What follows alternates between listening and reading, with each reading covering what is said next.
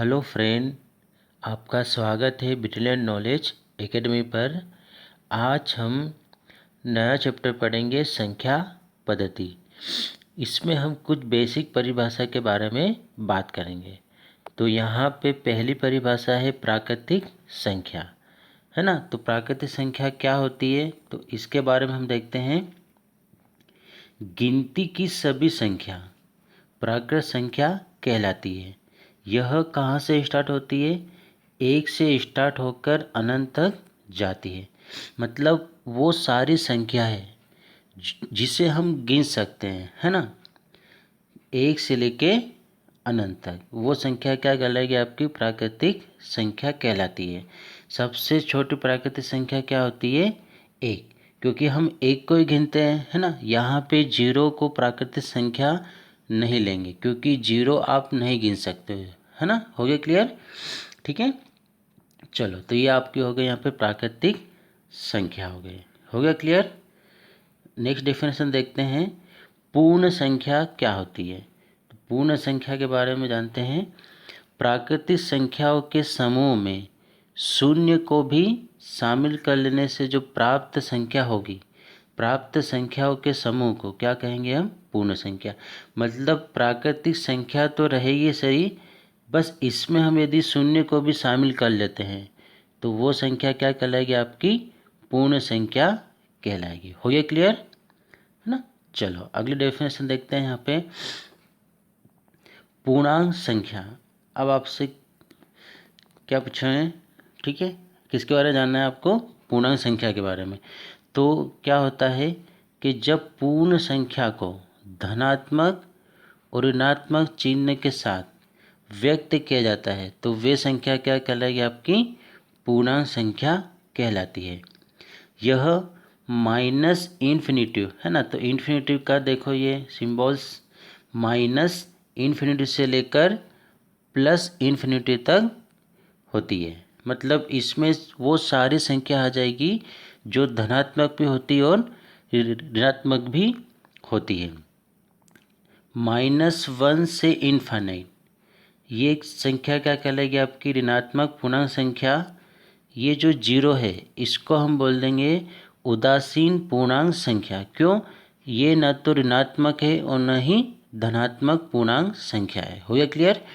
और एक से लेके 3 तक, सॉरी, एक से लेके अनंत तक ये सारी संख्या क्या कहलाएगी? आपकी धनात्मक पूर्णांक संख्या कहलाएगी। हो गया क्लियर, है ना। तो ये थे यहाँ पे पूर्णांक संख्या।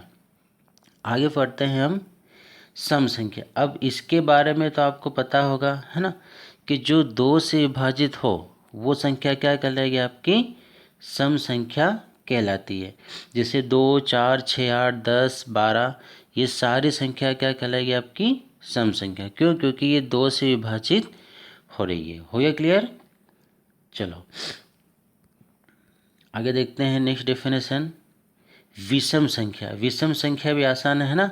जो 2 से विभाजित ना हो वो संख्या क्या कहलाएगी? आपकी विषम संख्या, है ना। जो 2 से विभाजित नहीं होगी वो संख्या क्या कहलाएगी? विषम संख्या कहलाती है। हो गया क्लियर। चलो नेक्स्ट डेफिनेशन देखते हैं।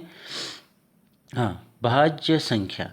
अब ये डेफिनेशन इम्पोर्टेंट है क्योंकि इस पे प्रश्न आते हैं, है ना। भाज्य यौगिक या संयुक्त संख्या है ना। तो जो भी यहाँ पे नाम दे दे, यौगिक है तो भी भाज्य होगी, संयुक्त संख्या पूछे तो भी वो क्या होगी? भाज्य संख्या होगी, है ना। चलो, एक से बड़ी वे संख्याएं जो स्वयं एवं एक को छोड़कर किसी दूसरी संख्या से क्या हो जाए? विभाजित हो जाए, उसे हम क्या कहेंगे? भाज्य संख्या कहते हैं। क्लियर हो गया। मतलब यदि आप यहाँ पे लोगे 4, ठीक है, तो ये 1 से तो विभाजित होगी, 4 से भी होगी, है ना। मतलब 1 से हो रही है और खुद से हो रही है, 4 से भी हो रही है, पर ये किसी और से विभाजित हो जाती है। मतलब ये किससे हो रही है? आपकी 2 से। तो ये सारी संख्या क्या कहलाएगी? भाज्य संख्या। 4 देखो तो ये 2 से हो रही है ना। 10 1 से तो हो रही है, 10 से भी हो रही है, पर ये 2 से भी हो रही है और 5 से भी हो रही है। वैसे 15 ही ऐसा है, 15 भी 3 से हो रही है और 5 से हो रही है। हो गया क्लियर। 21 भी क्या है, 1 से हो रही है, 21 से हो रही है, ये 3 से होती और 7 से होती। मतलब वे सारी संख्या है जो एक और स्वयं को छोड़कर किसी दूसरे से विभाजित हो जाए, वे सारी संख्या क्या कहलाएगी, आपकी भाज्य संख्या कहलाती है। हो गया क्लियर, है ना। अब यहाँ पे आपको दिया है कि 1 से लेके 100 के बीच की भाज्य संख्या कितनी होती है, 74। ये एग्जाम में आता है ना, कि 1 से लेके 100 के बीच की भाज्य संख्या कितनी होती है, तो वो होती है आपकी 74 होती है। हो गया क्लियर। चलो आगे डेफिनेशन देखते हैं। अब आती है अभाज्य संख्या क्या होती है। इसको हम ऋण संख्या या अग्र संख्या भी कहते हैं। हो गया क्लियर। चलो, एक से बड़ी वे सभी संख्याएं जो स्वयं और एक को छोड़कर किसी दूसरी संख्या से विभाजित न हो। भाज्य संख्या में क्या होगा, विभाजित हो, और अभाज्य संख्या में जो विभाजित नहीं हो, वे सारी संख्या क्या कहलाएगी, आपकी अभाज्य संख्या कहलाती है। जैसे मैंने यहाँ पे लिया 2, है ना, तो ये 1 से तो होती है और खुद से होगी, मतलब 2 से भी होगी, पर ये किसी दूसरी संख्या से विभाजित नहीं होगी। हो गया क्लियर। मतलब ये 1 से होगी और केवल 2 से होगी और किसी से विभाजित नहीं होगी। ऐसे ही हम यदि अगर 5 लेंगे तो ये केवल 1 से विभाजित होगी और 5 से, इसके अलावा किसी से विभाजित नहीं होगी। तो वे सारी संख्या क्या कहलाएगी, आपकी अभाज्य संख्या, या फिर उसे क्या कहते हैं, प्राइम नंबर। हो गया क्लियर। चलो नेक्स्ट डेफिनेशन देखते हैं हम। हाँ, अब इसके आगे नेक्स्ट डेफिनेशन नहीं है ना, इसमें कुछ पॉइंट है, तो इसके बारे में हम यहाँ पे जान लेते हैं।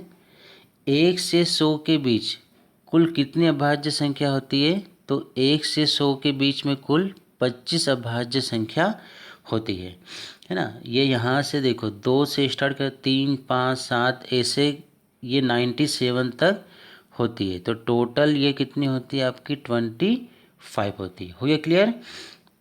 इसमें सबसे छोटी सम अभाज्य संख्या क्या होती है, आपकी 2 होती है। हो गया क्लियर। और सबसे छोटी विषम, है ना, देखो ये 2 क्या हो गई, सम हो गई, तो सबसे छोटी हो गई, ठीक है। तो इस चीज़ को ध्यान रखना है ना। 1 से 100 के बीच कुल अभाज्य संख्या क्या होती है, 25 होती है ना। सबसे छोटी सम अभाज्य संख्या कितनी होती है, 2 होती है। सबसे छोटी विषम अभाज्य संख्या 3 होती है। 2 अंकों की सबसे छोटी अभाज्य संख्या कितनी होती है, 11 होती है, 2 अंकों की, है ना। तो ये आपका दिख रहा है 11।